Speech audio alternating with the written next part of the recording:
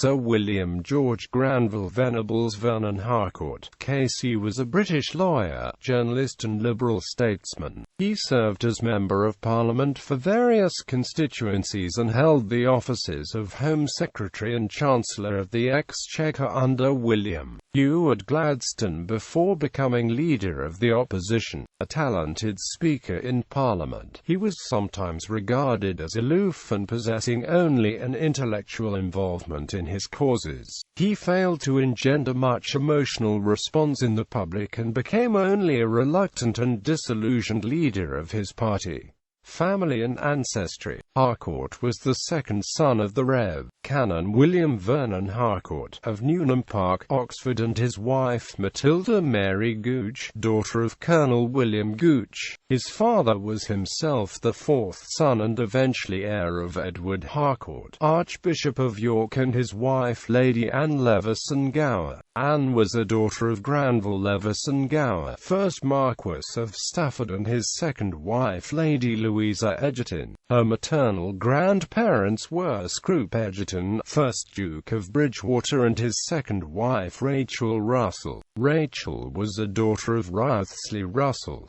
2nd Duke of Bedford, and the rich heiress Elizabeth Howland, daughter of John Howland of Streatham. William was therefore born a Vernon, and by his connection with the old families of Vernon and Harcourt was related to many of the great English houses, a fact of which he was proud. In later life his descent from the Plantagenets was a joke among his political opponents.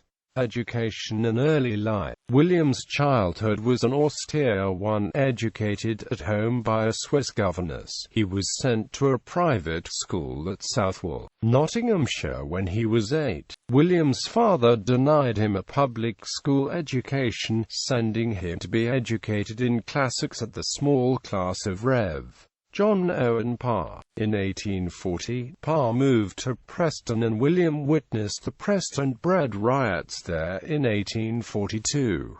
He left Parr in 1844 and, after 2 more years' study at home, William entered Trinity College, Cambridge to pursue his interest in mathematics. At Cambridge he became an apostle, graduating with first-class honours in the classics tripos in 1851, but he did not enjoy the mathematics, graduating only senior op time. At Cambridge, William rejected his family's Tory instincts and began to write for the Morning Chronicle in support of Sir Robert Peel. William's father encouraged him to seek a Cambridge fellowship or a career in politics, but William chose law and journalism. He entered Lincoln's Inn in 1852 and was called to the bar at the Inner Temple in 1854. He quickly made his mark as a speaker, his reception into London society being eased by his uncle George Harcourt and Aunt Frances Waldegrave. From 1855, William started to write for the Saturday Review, becoming increasingly a follower of William Ewart Gladstone and an opponent of Lord Palmerston. He practiced in railway law, commentating, especially in the Times, on international law. In 1862, he wrote some famous letters to the Times over the signature of Historicus,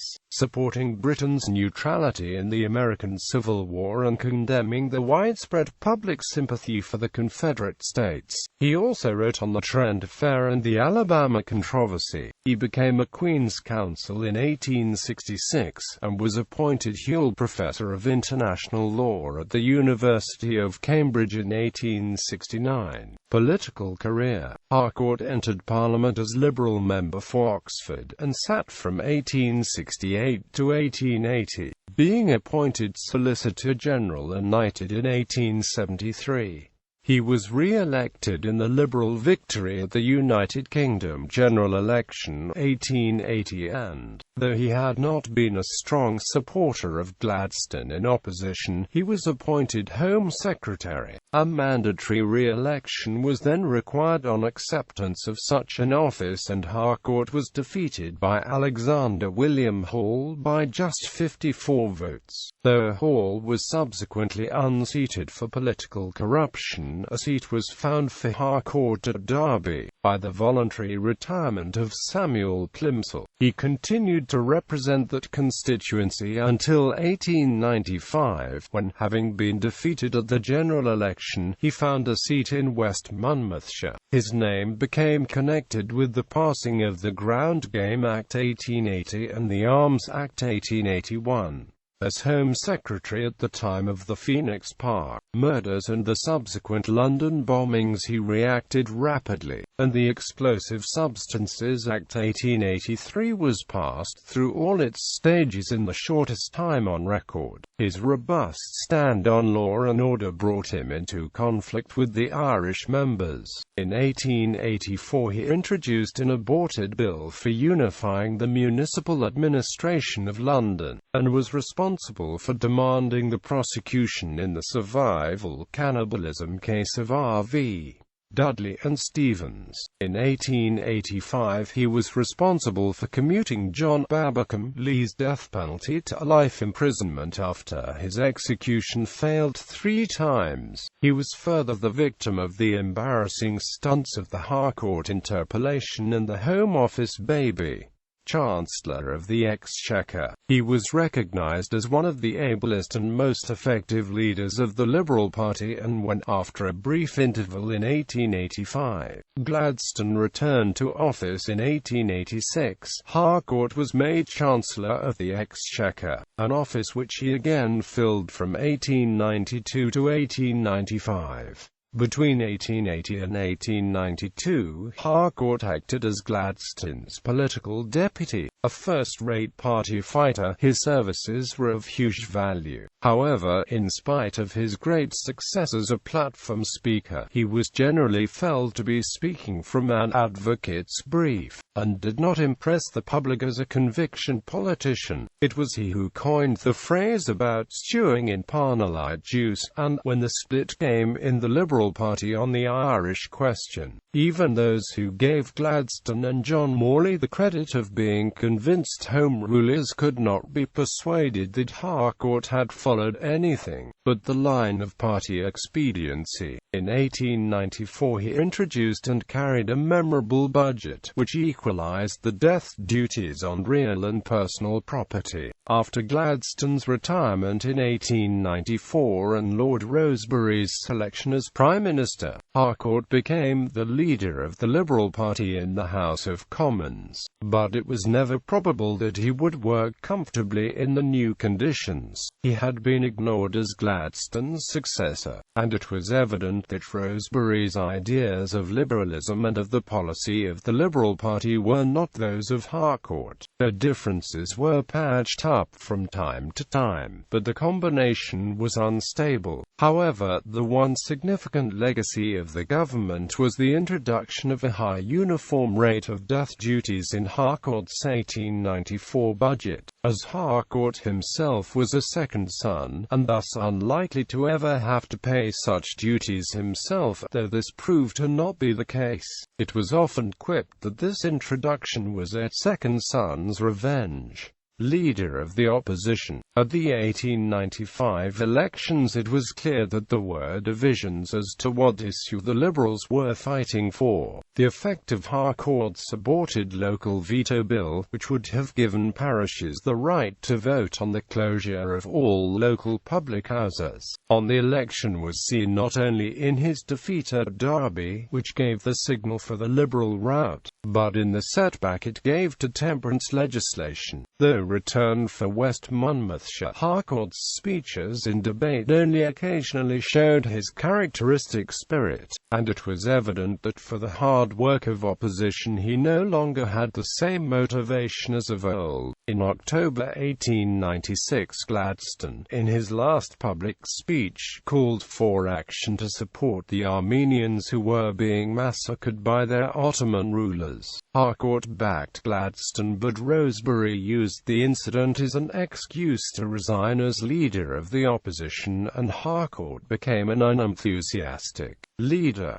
During Harcourt's period as leader of the Liberal Party in the House of Commons, the all-house inquiry into the failed Jameson raid took place. Harcourt's performance in the inquiry disillusioned sections of the Liberal Party, as the opposition let the Conservative government off the hook by not exposing the involvement of the Colonial Secretary Joseph Chamberlain in the raid's genesis and preparation. Harcourt instead settling for censure of the Prime Minister of the Cape Colony, Cecil Rhodes. In December 1898 the crisis arrived and, with Morley, Harcourt retired from the party and resigned his leadership of the opposition, alleging as his reason in letters to Morley the cross-currents of opinion among his old supporters and former colleagues. The split excited considerable comment, and resulted in much heart-searching and a more or less open division between the section of the Liberal Party following Rosebery and those who disliked his imperialism. Though now a private member, Harcourt still continued to assert his independent position, and his attacks on the government were no longer restrained by any deference to liberal imperialism. He actively intervened in 1899 and 1900, strongly condemning the government's financial policy and their attitude towards the Transvaal. Throughout the Second Boer War he lost no opportunity of criticizing the South African developments in a pessimistic vein. A great parliamentary debater, he sprinkled his speeches with humor. From 1898 to 1900 he was conspicuous both on the platform and in letters to the Times, in demanding active measures against ritualism in the Church of England. However, his attitude in this was reflected in his political advocacy of disestablishment. In March 1904, just after he had announced his intention not to seek election again to Parliament, he succeeded, by the death of his nephew, to the family estates at Newnham. He found that the estate was in crisis,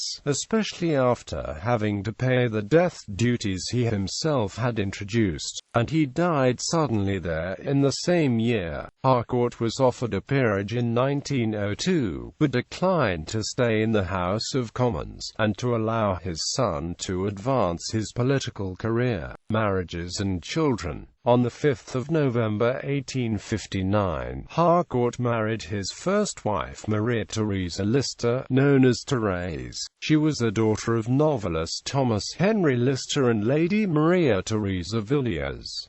They had two children, Julian Harcourt, Louise Harcourt, 1st Viscount Harcourt, originally christened Reginald, but rechristened at the age of 2 months. Louise Harcourt served as private secretary to his father and later became a prominent politician in his own right, most notably as Secretary of State for the Colonies from 1910 to 1915. His first wife died on the 1st of February 1863, only a day after giving birth to the second and last son.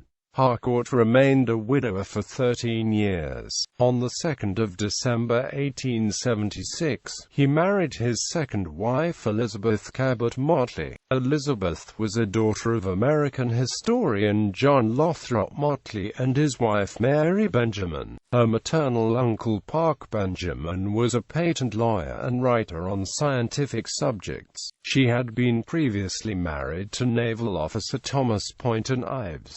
Ives was among the casualties of the American Civil War. By this second marriage, Harcourt had his third and final son, Robert Harcourt. He married Marjorie Laura Cunard. The daughter Mary Elizabeth Harcourt married Ian Rochford Johnston, a commander of the Royal Navy. Publications. Harcourt, W.V. Letters by Historicus on some questions of international law. American neutrality. Popular culture. Harcourt was the subject of several parody novels based on Alice in Wonderland, such as Caroline Lewis's Clara in Blunderland and Lost in Blunderland. Sir William Harcourt is the source for the character of Sir Ethelred in Joseph Conrad's novel The Secret Agent.